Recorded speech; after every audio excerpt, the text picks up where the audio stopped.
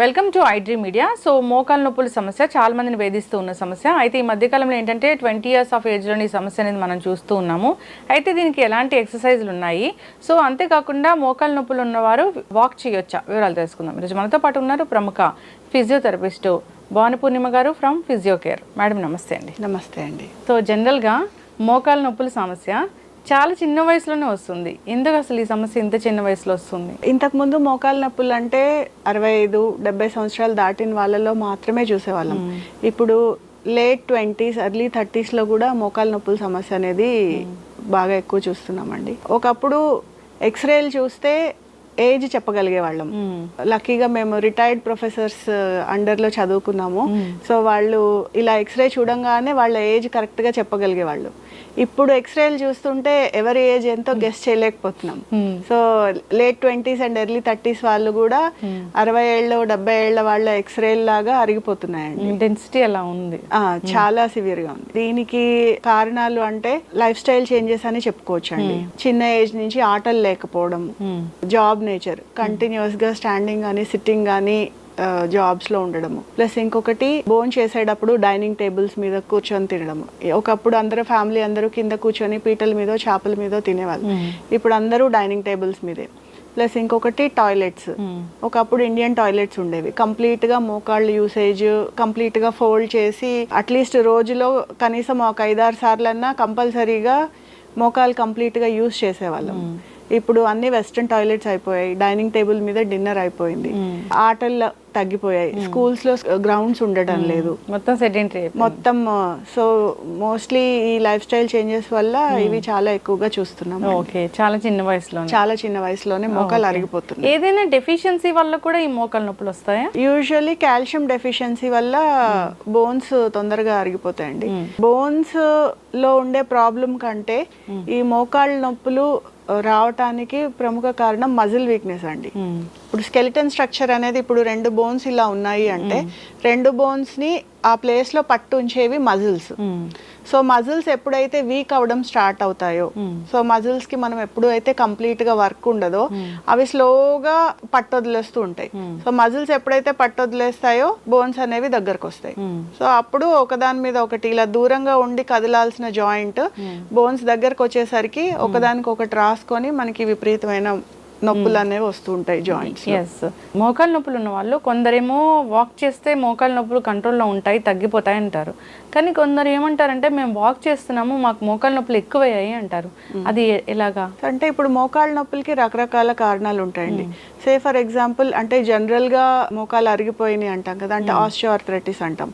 అలా కాకుండా ఏదైనా వేరే రీజన్ వల్ల మీకు జాయింట్ లో పెయిన్స్ ఉండి, say for example rheumatoid arthritis కానీ లేదా ఇంకేదైనా సమస్య వల్ల కీళ్ళ నొప్పులు ఉంటే అలాంటి కండిషన్స్ లో వాకింగ్ చేస్తే నొప్పులు ఎక్కువ అయ్యే ఛాన్సెస్ ఉంటాయి.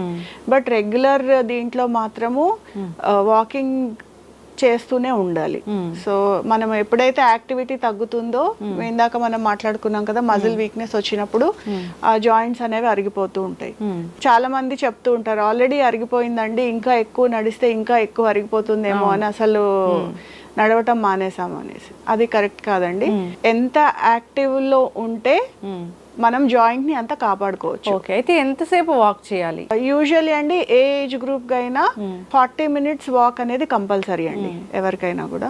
ఎస్పెషల్లీ మనకి మోకాలు నొప్పులు ఉన్నప్పుడు దాన్ని ఓవర్ స్ట్రెయిన్ అవ్వకుండా చూసుకోవాలి. మన కంఫర్ట్ లెవెల్లో ఎంత వాక్ చేయగలిగితే అంత వాక్ చేయొచ్చు, బట్ ఓవర్ ఎగ్జర్ట్ అవ్వకుండా చూసుకోవాలి. సో అంటే ఓవర్ ఎగ్జర్ట్ అంటే మోకాలు నొప్పులు వచ్చేంత వరకు, నొప్పులు బాగా వచ్చేసి మనం కంప్లీట్ గా అలసిపోయి మోర్ దాన్ 1.5 hour అలా ఎక్కువ చేసేసి అలా కాకుండా, సో ఇప్పుడు మనకి మోకాలు నొప్పులు ఉన్నప్పుడు ఒకవేళ కంటిన్యూస్ గా కనుక నడవలేకపోతే ఒక 10 minutes నడవటము, ఒక 2 minutes బ్రేక్ తీసుకోవడము, మళ్ళీ ఒక 10 minutes నడవడము, అలా రోజు మొత్తంలో ఒక 40 minutes వాక్ అనేది కంపల్సరీ. సో మజిల్ అనేది అది కదులుతూనే ఉండాలి. మజిల్ అనేది దాన్ని ఎంత యాక్టివ్ గా ఉంచితే మన జాయింట్స్ అంతా స్ట్రాంగ్ గా ఉంటాయి. సో ఈ మోకాలు నొప్పులు ఉన్న వాళ్ళకి కొన్ని రకాల ఆహారాలు కూడా చెప్తూ ఉంటారు, అవి ఎలాంటి ఆహారాలు తీసుకుంటే మంచిది అంటారు? అంటే ఎలాంటి నొప్పులు ఉన్నా కూడా మన బాడీలో జాయింట్స్ హెల్తీగా ఉండాలి, లేకపోతే మజిల్స్ అన్ని స్ట్రాంగ్ ఉండాలి, బోన్స్ హెల్తీగా ఉండాలి అంటే డి విటమిన్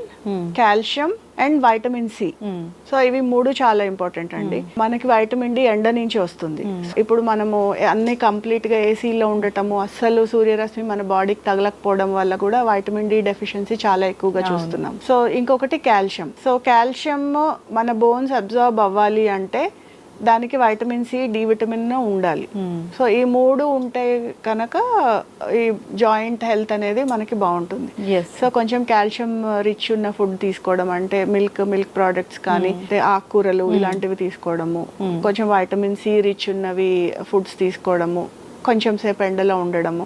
సో ఇవి కనుక రెగ్యులర్ గా చేస్తూ ఉంటే మనం మన జాయింట్ హెల్త్ ని కాపాడుకోవచ్చు. ఓకే. అయితే జనరల్ గా ఈ మనం 20 years ఆఫ్ ఏజ్ అలానే చూస్తూ ఉన్నాం ఈ మోకాల నొప్పులు. అయితే ఏంటంటే వీళ్ళు బాడీ బిల్డ్ చేయాలి, జిమ్కి వెళ్ళాలి, ఇలాంటివి ఉంటూ ఉంటాయి. సో వీళ్ళు ఎలాంటి వ్యాయామాలు అవాయిడ్ చేస్తే మంచిది అంటారు? బాడీ మజిల్ బిల్డ్ చేసే వ్యాయామాలు డెఫినెట్లీ మంచివేనండి. కాకపోతే జిమ్కి వెళ్ళే వాళ్ళు ఎక్సెసివ్ గా మజిల్ బిల్డ్ చేసేయాలి, చాలా ఫాస్ట్ గా మజిల్ వచ్చేయాలి అన్న దీంతో చాలా ఎక్కువ గంటలు జిమ్ లో కష్టపడి చేసేస్తూ ఉంటారు. అలా కాకుండా కొంచెం ఆప్టిమైజ్ చేసుకుని, అంటే కొంచెం టైమింగ్స్ చూసుకొని మధ్య మధ్యలో బ్రేక్స్ ఇస్తూ చేసుకుంటే ఎలాంటి ఇబ్బంది రాకుండా ఉంటుంది.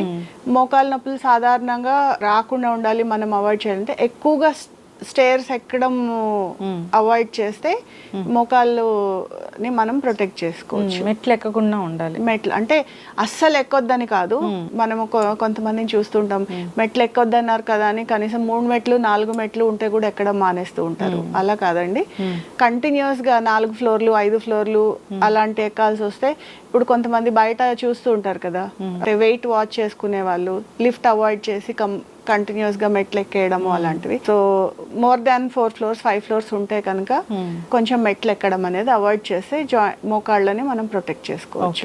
ఏదైనా వ్యాయామాలు ఉన్నాయా, ఏదైనా కొంచెం వాటి ఆసనాస్ లాంటివి ఏమైనా ఉన్నాయి మోకాళ్ళ నొప్పులు తగ్గించుకోవడానికి? మోకాళ్ళ నొప్పులకి చాలా సర్ప్రైజింగ్ గా చాలా చిన్న చిన్న వ్యాయామాలతోటి మనము బాగా వాటిని కంట్రోల్ చేసుకోవచ్చు అండి. ఏ వయసు వాళ్ళైనా చేసుకోవచ్చు. చూడ్డానికి చాలా సింపుల్ గా చాలా చిన్న వ్యాయామాల్లో కనిపిస్తాయి, కానీ చాలా ఎఫెక్టివ్ గా మనం మోకాళ్ళ నొప్పుల్ని ప్రొటెక్ట్ చేసుకోవచ్చు.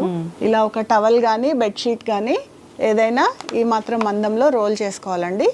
రోల్ చేసుకుని ఇలా మనం మోకాలు కింద పెట్టాలి, కరెక్ట్గా మోకాలు కింద పెట్టాలి. ఈ ఎక్సర్సైజ్ చేసేటప్పుడు గుర్తుంచుకోవాల్సిన ముఖ్యమైన విషయము, మన బ్యాక్ అనేది స్ట్రైట్గా ఉండాలండి. సో ఇలా ఏదైనా ఒక గోడకి కానీ, ఒకవేళ మీరు కింద కూర్చోలేకపోతే మంచం మీద కూర్చున్న మంచానికి ఇలా బ్యాక్ స్ట్రైట్గా పెట్టి మోకాలు కింద ఈ టవల్ని కానీ బెడ్షీట్ని కానీ పెట్టి మన మోకాలతోటి గట్టిగా ఇలా టవల్ని ప్రెస్ చేయాలి.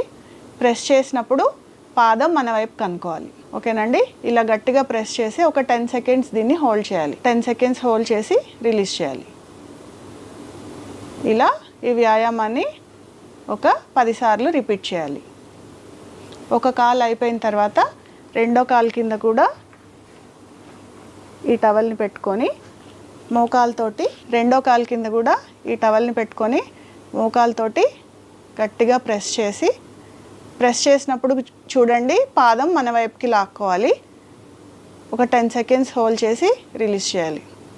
మోకాలు నొప్పులకి వ్యాయామాలు చేసేటప్పుడు గుర్తుపెట్టుకోవాల్సిన విషయము, ఒక మోకాలు నొప్పి ఉన్నా కూడా 2 మోకాళ్ళకి కంపల్సరీ వ్యాయామం చేయాలండి. మోకాలు నొప్పి అని ఒకటే కాలుకి వ్యాయామం చేస్తే, ఒక కాలు నొప్పి పెట్టినప్పుడు మనం దాని మీద బరువు పడకుండా అవాయిడ్ చేయడం కోసం రెండో కాలు మీద ఎక్కువ బరువేసేస్తాము. సో దాంతో రెండో కాలు కూడా ఎఫెక్ట్ అవుతుంది. సో అలాంటివి జరగకుండా ఉండాలంటే వ్యాయామం చేసినప్పుడు 2 కాళ్ళకి కూడా వ్యాయామం చేయాలి. ఎస్, అయితే మేడం మీరు చెప్పినట్లుగా చిన్న చిన్న వ్యాయామాలతో ఈజీగా మనం మోకాళ్ళ నొప్పులు తగ్గించుకోవచ్చు. అవునండి. నిజంగా మోకాళ్ళ నొప్పి వచ్చిందంటే దానికి ఒక టాబ్లెట్ వేసుకుంటారు, దానివల్ల వచ్చే కాంప్లికేషన్స్ చాలానే ఉంటాయి. అవునండి. సో కింద కూర్చొని చేసే వ్యాయామం అది చాలా సింపుల్ గా ఉంది. అయితే ఇంకా ఎటువంటి వ్యాయామాలు చేసుకుంటే ఈ మోకాళ్ళ నొప్పుల నుంచి మనం విముక్తి పొందొచ్చు? ఇలా మనం ఎలా కూర్చున్నామో అలాగే చేసుకోవచ్చు అండి. ఎలా చేయాలో చూపిస్తాను. మోకాళ్ళ నొప్పులకి సంబంధించి ఏ వ్యాయామం చేసినా మీరు గుర్తుపెట్టుకోవాల్సింది, మన బ్యాక్ అనేది స్ట్రైట్ గా పొజిషన్ చేసుకోవాలండి. మన బ్యాక్ స్ట్రైట్ గా ఉందో లేదో చేసుకోవడానికి ఈ వ్యాయామం మనము అద్దం ముందు చేస్తే మన పొజిషన్ మనకు అర్థమవుతూ ఉంటుంది.